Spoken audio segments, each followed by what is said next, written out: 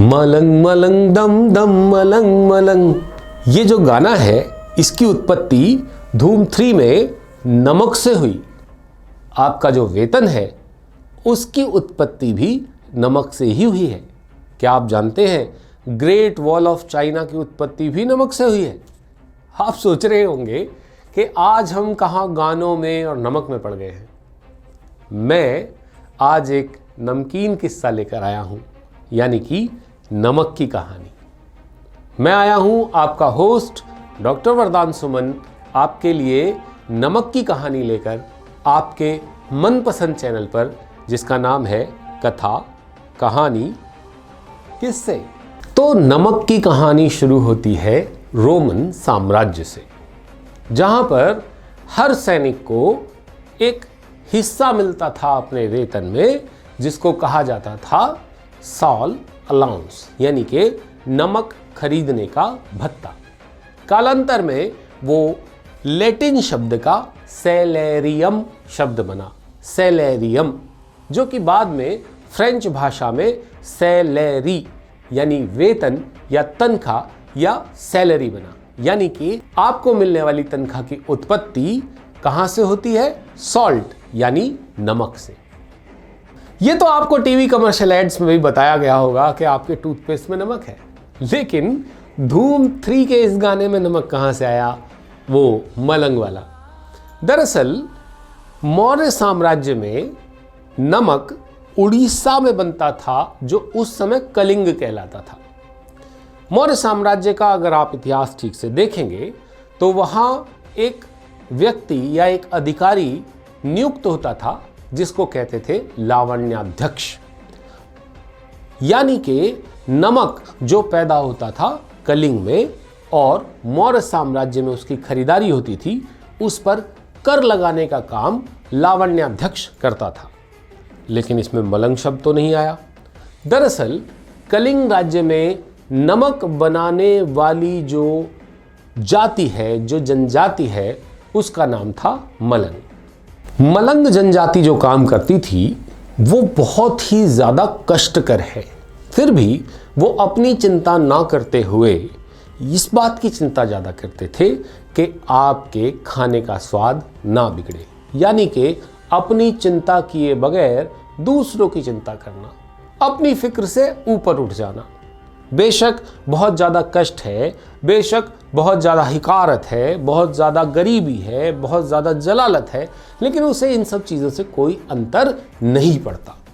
सूफियों ने जब मलंग की हालत देखी, मलंग जनजाति में काम करने वाले लोगों की हालत देखी, तो उन्होंने कहा ऐसा आदमी जो कि अपनी चिंता किए बगैर संसार की चिंता करता है, लोगों की चिंता करता है और हर तरह की चिंता से ऊपर उठा रहता है, उसे कहेंगे मलंग।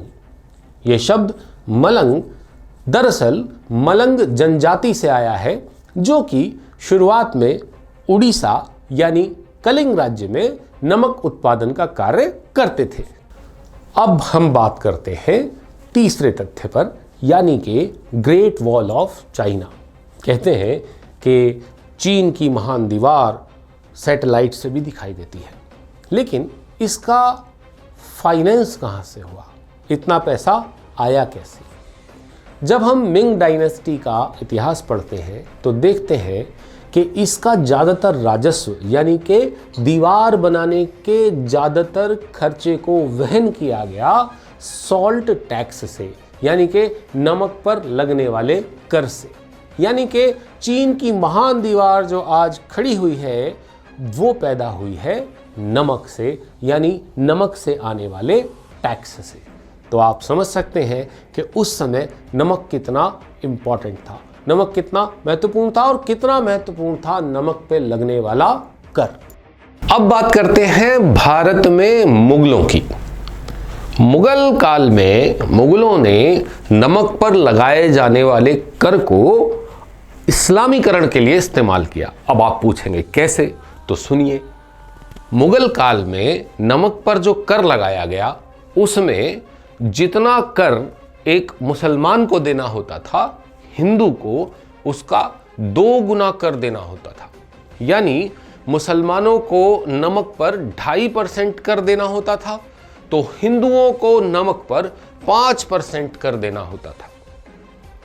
कर से होने वाली आय को मुगल शासन ने भी बाकी राजाओं की तरह अपने शासन को मजबूत और सुव्यवस्थित करने के लिए इस्तेमाल किया। फिर नंबर आया अंग्रेजों का। अंग्रेज जब भारत में आए और ईस्ट इंडिया कंपनी से क्वीन ने राज टेक ओवर किया, तो ये समझ में बात आई कि जब तक नमक की कालाबाजारी नहीं रुकेगी, नमक की स्मगलिंग नहीं रुकेगी, तब तक अंग्रेजी हुकूमत को उतना रेवेन्यू यानी राजस्व नहीं मिल पाएगा जितना मिलना चाहिए। तो अंग्रेजी हुकूमत ने 1803 में आज के उड़ीसा यानी कलिंग को अटैच कर लिया, मतलब अपने शासन में जबरदस्ती शामिल कर लिया, क्योंकि उस समय नमक प्रोड्यूस करने वाला, खाने की क्वालिटी के नमक प्रोड्यूस करने वाला कलिंग सबसे बड़ा राज्य था। अंग्रेजों ने 1882 में एक कानून बनाया जिसमें कि नमक पर लगने वाले कर की पूरी विवेचना की गई। कर कैसे लगेगा, कौन देगा, कितना लगेगा, वगैरह वगैरह। 1923 में जाकर अंग्रेजों ने नमक पर लगने वाले कर को 2 गुना कर दिया। इससे पूरे भारत में रोष उत्पन्न हुआ। गांधी जी ने 1930 में, जब वो 61 वर्ष के थे, तो दांडी यात्रा शुरू की। दांडी यात्रा 24 दिन चली। नमक कानून को तोड़ा गया, जिसे नमक सत्याग्रह के नाम से भी हम आप लोग जानते हैं। नमक बनाया गया, लेकिन उस नमक पर कर देने से मना कर दिया गया। अंग्रेजों को हार माननी पड़ी और बढ़ाया हुआ कर वापस लेना पड़ा। हालांकि बड़ी ही चालाकी से उन्होंने उसी कर का नाम बदलकर नमक पर दोबारा से उतना ही कर लेना शुरू कर दिया। लेकिन हर एक प्रणाली में, हर एक शासन प्रणाली में, हर राजा के राज्य में नमक का बहुत इंपॉर्टेंट रोल देखा जा सकता है। बिना नमक शासन चलाने में जो नमकीन मजा है वो नहीं आता है। तो यानी प्राचीन काल या वैदिक काल हो, मिस्र की सभ्यता हो, मेसोपोटामिया की सभ्यता हो, सिंधु घाटी की सभ्यता हो, चोल राजा हो, गुप्ताज हो, या मुगल शासन हो, या अंग्रेज शासन हो, सब ने नमक के राजस्व की इंपॉर्टेंस को पहचाना है। लेखकों ने भी इंपॉर्टेंस को पहचाना है। आपको याद होगा मुंशी प्रेमचंद का नमक का दरोगा, यानी कि आपकी वेतन में भी नमक है, चीन की दीवार में नमक है, भारत में बनने वाली ग्रेट फेंस में नमक है, यहां तक कि साहित्य में भी नमक है। तो सोचिए कि इतनी नमकीन कहानी आज हम आपके लिए लेकर आए। कहानी अच्छी लगी हो तो बेल आइकन प्रेस कीजिए ताकि नई कहानियां आप तक पहुंचे। इस चैनल पर आप पहली बार आए हैं तो चैनल को सब्सक्राइब जरूर कीजिए। नीचे कमेंट सेक्शन में लिखना मत भूलिएगा कि कौन सी कहानी आप सुनना चाहते हैं।